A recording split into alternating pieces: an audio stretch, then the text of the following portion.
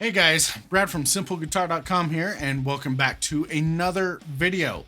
Today I'm going to be showing you 5 things that are going to make learning bar chords easier. A lot of people, when they jump into learning bar chords, they jump into them the hard way. It's like throwing your kid into the deep end of the pool and hoping that they swim. And that's how most guitar players will approach learning bar chords. But there's an easier way. You don't have to dive into the deep end first. You can go from the shallow end and build up until you're ready to get into the deep end. And if you do it that way, your journey is going to be less painful.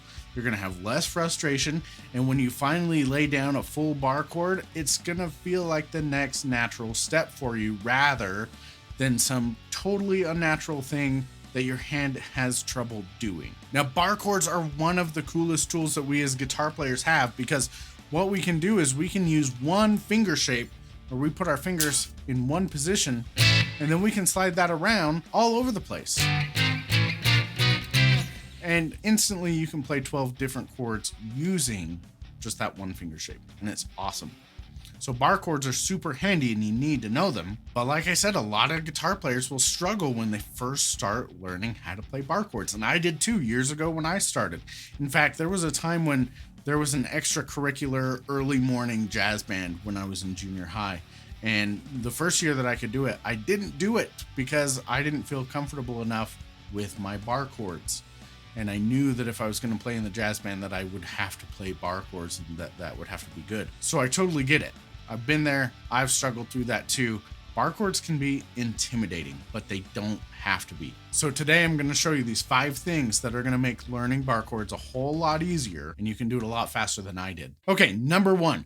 Bar chords are based on your open chords. So before you start learning bar chords, you of course need to know your open chords, because whether you're playing E-shaped bar chords or A-shaped bar chords, which are the most common type of bar chords, you need to know the different types of E and A chords, like E major, E7, E minor 7, and same with your A. You have to know A major and A minor and A7 and A minor 7. You need to know those different variations on those chords because your bar chords are built off of those. And you can do the same thing with your C, D, and G chords, because as you get more advanced, you can play bar chords based off of those chords and not just E and A. So one thing that makes learning your bar chords a whole lot easier is normally when you're playing your open chords. You're playing E, you're playing C, you're playing G, and you're playing D, and you're playing A. A lot of people will use their first 3 fingers to play all of those chords. But when you're doing bar chords, you're using your first finger for the bar. So you can't use your first finger for those chords. So the number one thing that you can do to start making bar chords easier for you to learn is, instead of using your first, second, and third finger to make your open chords, start practicing with your second, third, and fourth fingers. So that means if you're going to play an E chord, instead of having your second finger on your 5th string and then your third finger on your 4th string, both on the 2nd fret, and then your first finger on the 1st fret of your 3rd string, you're going to switch. You're going to put your 3rd finger on the 5th string, 2nd fret, your pinky or your 4th finger on the 2nd fret of your 4th string, and then your 2nd finger on the 1st fret of your 3rd string. And if you do that, still gives you that E chord. Okay, but that way you're getting your hand used to how your fingers are going to have to make the chord when it's a bar chord anyway. And you do the same thing with your minor and your 7 and your minor 7. And if you do that, start making it with your 2nd, 3rd, and 4th finger. When you actually go to play a bar chord, it's a whole lot easier because you're used to using those 3 fingers. Most people will make those chords with their first 3 fingers, and then when they go to do a bar chord, it's totally foreign because you're using totally different fingers to make that chord. So first thing is make sure that you're using your 2nd, 3rd, and 4th fingers. So that's how you do an E, and you do it with an A as well.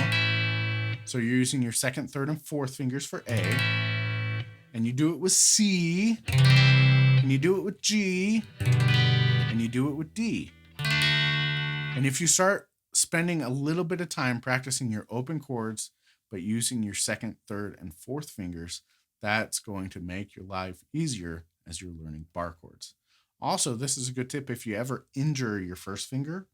you can spend more time using your second, third, and fourth fingers practicing your chords because you can't use your first finger if it's injured. Number 2, the second thing that you can do to make learning bar chords easier is to take these open chords that you've been playing and learning and getting these down, especially if you're using your second, third, and fourth fingers.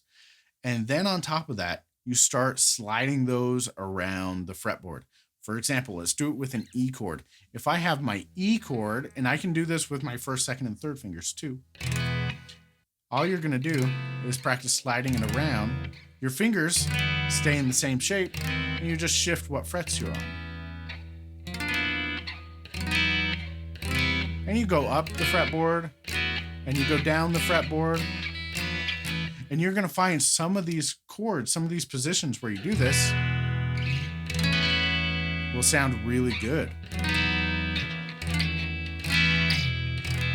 And you don't have to learn a new shape. You don't have to learn a new fingering. You don't have to do anything new. It's just taking what you already know and applying it somewhere else on the fretboard.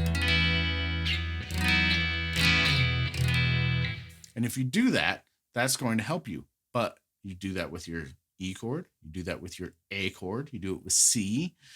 If I do it with C, then I can go like this.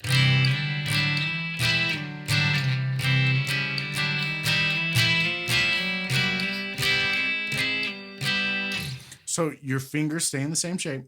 You're just shifting. So if my C chord is normally my second, third, and first strings that I'm playing with my fingers, then I would slide those up one fret. And now my third finger's on the fourth fret, my second finger's on the third fret, my first finger's on the second fret. And then I would slide that up one more. So I'm on 5, 4, and 3. And slide it up again. So I'm on 6, 5, and 4, right? So this way you can start finding where are some positions where that sounds cool too. Because apart from helping you get better at being able to play bar chords, you can come up with some really cool sounds that'll sound good, and you can use those positions for your own chords. Number 3, okay, the next thing that you can do that'll make learning bar chords easier is to play bar chord shapes without the full bar. Let me give you an example of one of these for you. Take your first finger, and you're going to put your first finger on the 5th fret of your 6th string, okay? And then you're going to put your third finger on the 7th fret of your 5th string, and then put your pinky right next to it on the 7th fret on your 4th string, and then take your second finger and put it on the 6th fret of your 3rd string, and then we're going to leave your 1st and 2nd strings open. And if you play this shape right here,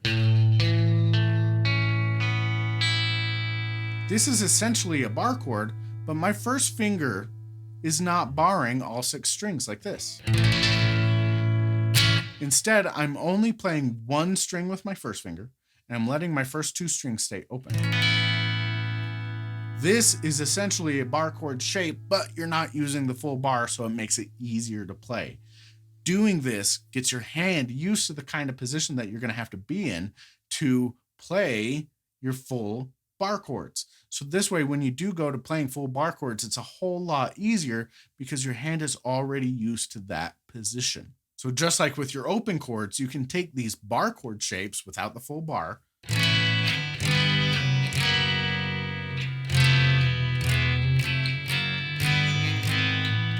You can do that and slide it around and get some pretty cool sounding stuff. If you want to do this based on your A string, what you would do is this. I could play with my first finger on my 5th fret of my 5th string, and then I'm just going to do a power chord, a full power chord. So then I'm going to put my 3rd finger on 7 on the 4th string and my pinky on 7 on the 3rd string and leave my first 2 strings open. And you can do this too.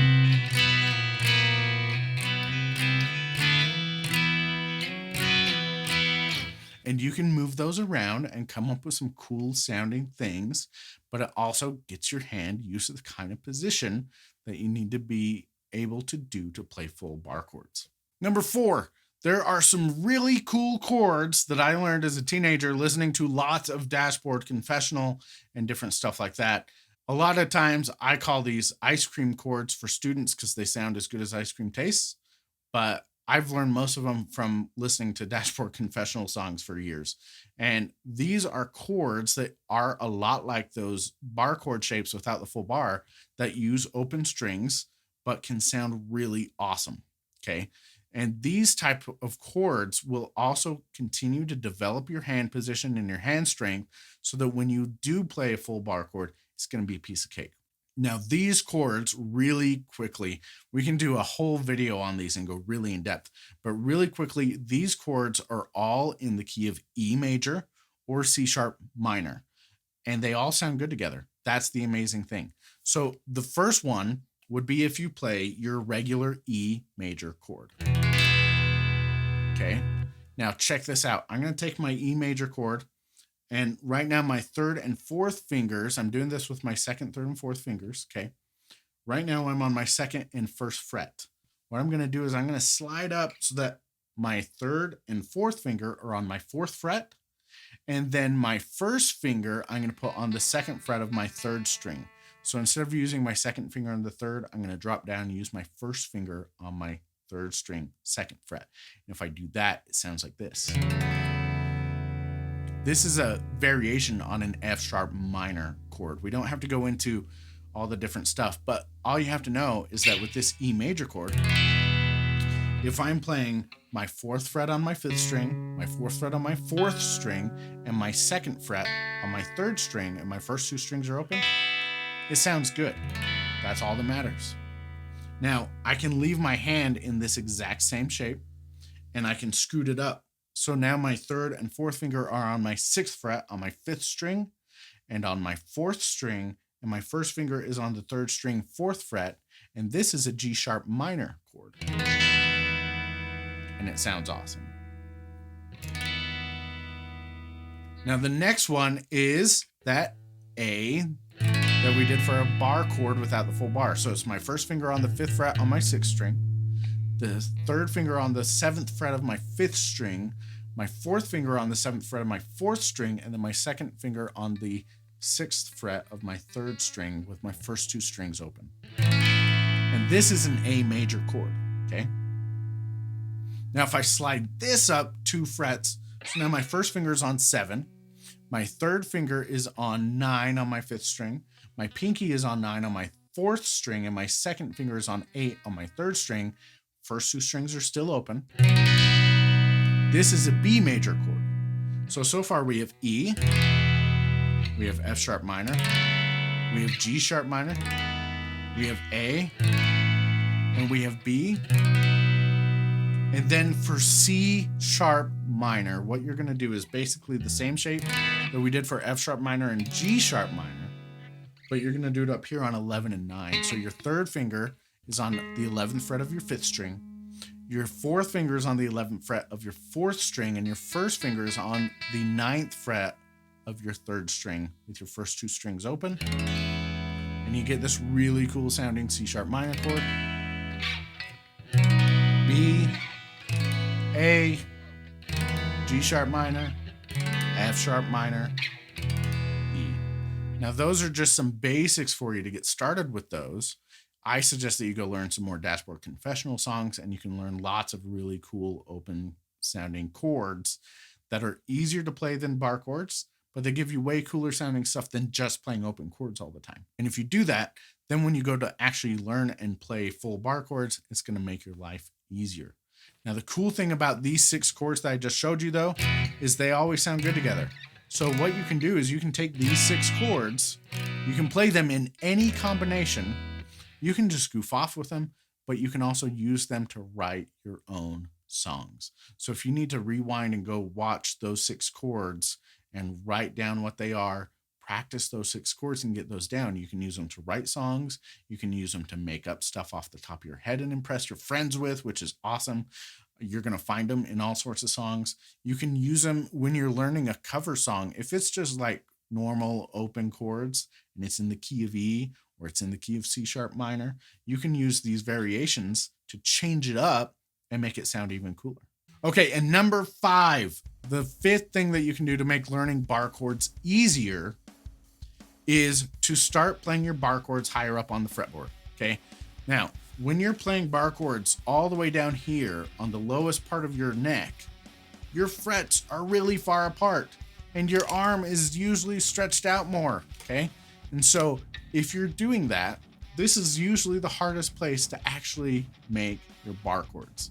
So what I recommend is when you're doing full bar chords, start up higher. This is my 10th, 12th, and 11th frets. And as you move down, it gets a little bit more difficult as the frets get further apart. Like I'll do when I have people learning the F chord, the dreaded F chord that everybody hates, right? If you play it up here, it's a whole lot easier because your frets are closer together. And then as you move down, it gets harder. Same thing with full bar chords. If you start playing full bar chords up here around your 9th or 10th fret, and then you move down, it's easier to do it. So I hope that these things help you out and make learning bar chords a whole lot easier for you. And if you go through and you take a little bit of time to do all of these type of things before you dive into playing bar chords, it's going to feel less like you're being thrown into the deep end and more like you're gradually working your way there, so that when you do play a full bar chord and lay down your first finger to do that bar, it feels more natural and more like the next step rather than, holy crap, what am I doing? You don't have to just do things the hard way. You can do things easier and get more difficult as you go. If you do it that way, you're going to be less frustrated, you're going to have more success, you're going to be able to make more cool music. Remember, that's the whole point. The whole point is to be able to make music with this stuff. The whole point of learning bar chords is so that you can make more music and be able to express yourself. So don't forget that. Don't get caught up in learning bar chords for the sake of bar chords or as an exercise or something like that.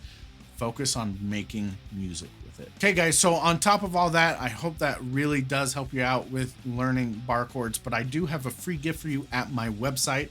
It's called the Top 10 Things to Learn on Guitar First. It's a free guide, and you can go to my website at simpleguitar.com/top10 and download that guide. This is 10 things that I teach students all the time that get them the most bang for their buck, so they can go from feeling like a beginner to feeling like a confident guitar player. And that way you can impress your friends and your family when you play for them, and you feel good about yourself as well. I mean, that's a huge thing, because these things in the guide are things that get you a lot of bang for your buck, because they take you from doing nothing to being able to make real music as quickly as possible, rather than just doing a bunch of exercises or playing a bunch of nursery rhyme tunes like Twinkle Twinkle Little Star.